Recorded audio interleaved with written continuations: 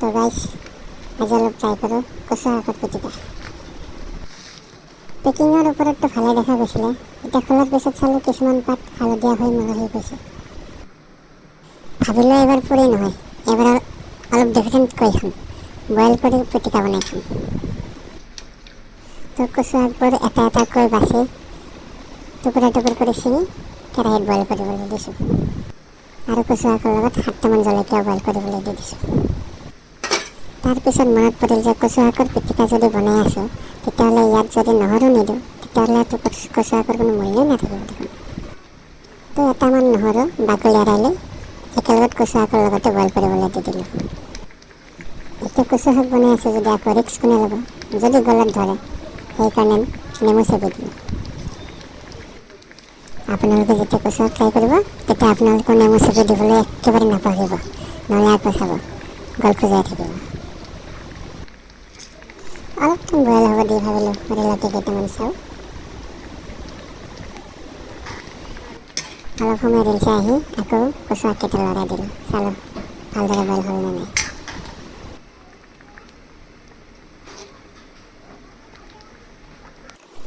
সেইদিনা বজাৰলৈ যাওঁতে চিতল মাছৰ পেকেট এটা লৈ আহিছিলোঁ, 50 টকা লৈছিলে। তাতে 5টামান চিতল মাছ ওলাই ল'লোঁ। আপোনালোকে এবাৰতো চিতল মাছ খাই পাইছেনে কচু শাকৰ লগত? জনাব দেই। আপোনালোকেতো জানে চিতল মাছৰ চেণ্টটো অলপ বেছি। চিতল মাছৰ চেণ্টটো যে ইমান ভাল আছিলে, বাপ্পা পেকেটটো খুলি দিয়াৰ লগে লগে অলপ চেণ্টটো কেনেকুৱাকৈ ওলাই আহিছিলে।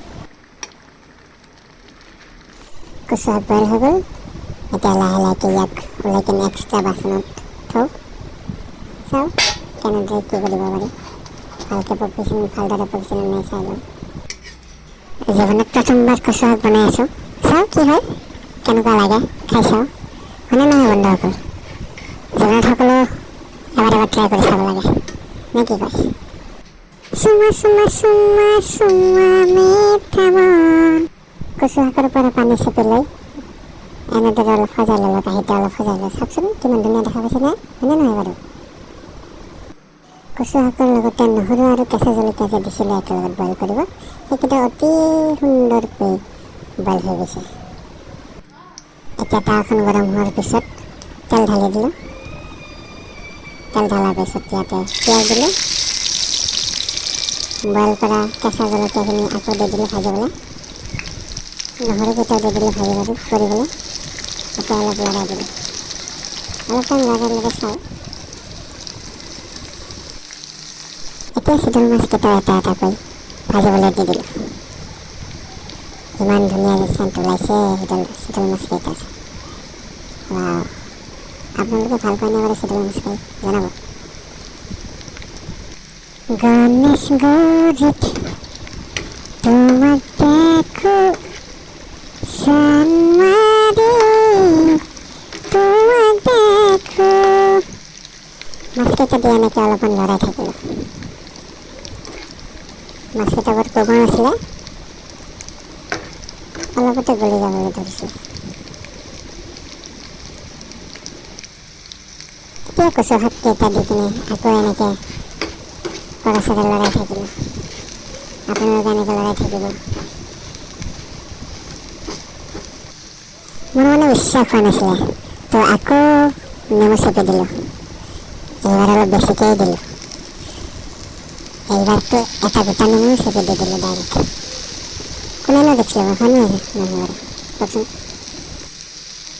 চুমা চুমা চুমা চুমা মিঠা মন, বুজা বুজা বুজা বুজা মোৰ মন, প্ৰেমৰ বেনু ইয়তি হ'ল। ধেৎতেৰি, গানটো ভাল থাকিলে নহয়।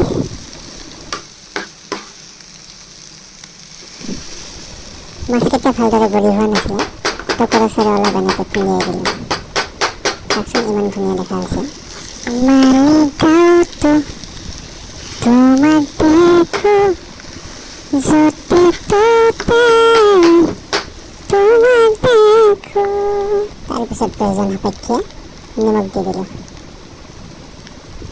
মই অলপ বেছিয়ে দি দিলোঁ নেকি, নিমখটো ধৰিবই পৰা নাই নহয়, যিহেতু আগে পিছে এনেকৈ বনাই পোৱা নাছিলোঁ। এইয়া মোৰ কচু শাক হৈ গ'ল ৰেডি। দেখিছোন ইমান ধুনীয়া দেখিছে আৰু চেণ্টটো যে ইমান ধুনীয়াকৈ ওলাইছে, ভোকেই লাগি গ'ল মোৰ। চাওকচোন ইমান ধুনীয়া দেখিছে। তো গাইজ ভিডিঅ'টো যদি ভাল লাগিছে আপোনালোকে এনেদৰে বনাই খাব পাৰে, ইমান ধুনীয়া চেণ্ট ওলাইছে বা। গাইজ ভিডিঅ'টো যদি ভাল লাগিছে লাইক কমেণ্ট আৰু ছাবস্ক্ৰাইব কৰিব নাপাহৰিব।